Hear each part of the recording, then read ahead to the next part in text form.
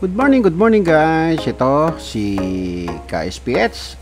Muling nagbabalik para mag-ulat sa inyo regarding sa mga update dito sa Baguio City guys. Ito ang aking mga kapatid.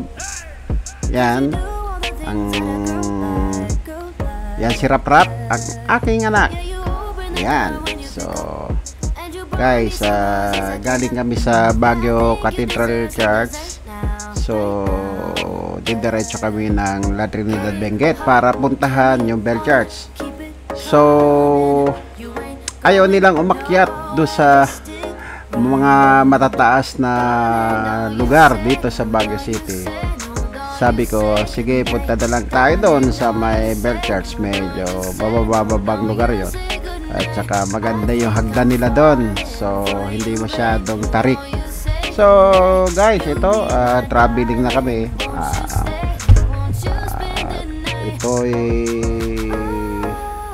malapit na sa may Baguio proper guys. So kasi from Baguio Cathedral guys, ito guys yung terminal ng mga bus going to Cubao at saka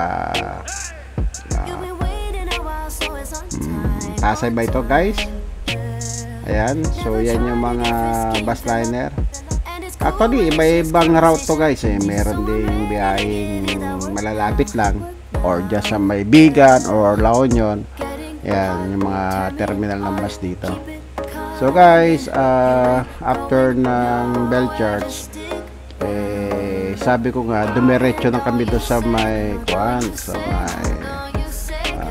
strawberry farm.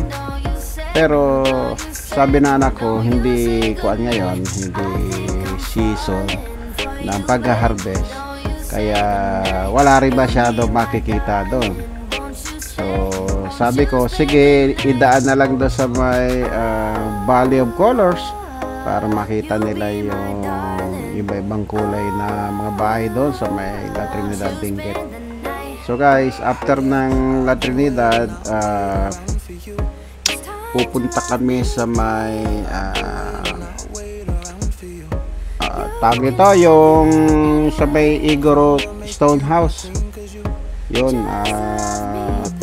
para makita rin nila yung lugar na yun. Kasi guys, mga bakasyonista itong mga kapatid ko.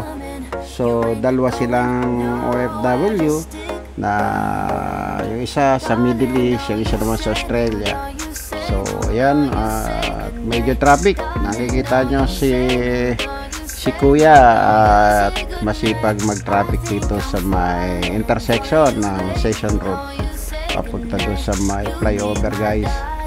So ayun, at mamayang hapon pala guys, siguro by 2 PM bababa na kami ng Baguio City. Actually guys, early checkout kami sa aming unit na tinitirahan dito sa Baguio City.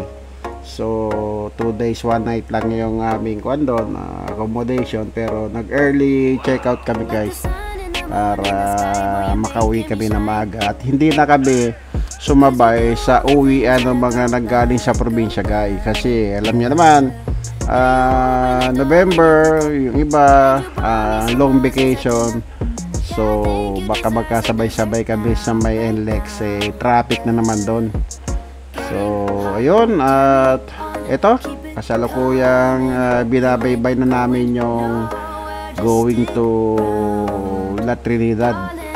Sabi ko guys, dito kami dadaan sa may malapit. Ayaw ko nang dumaan doon sa may malayo, katulad nung dinaanan namin dati ni Rap, kung saan kami bundok dumaan para pumunta lang dyan sa lugar na yan.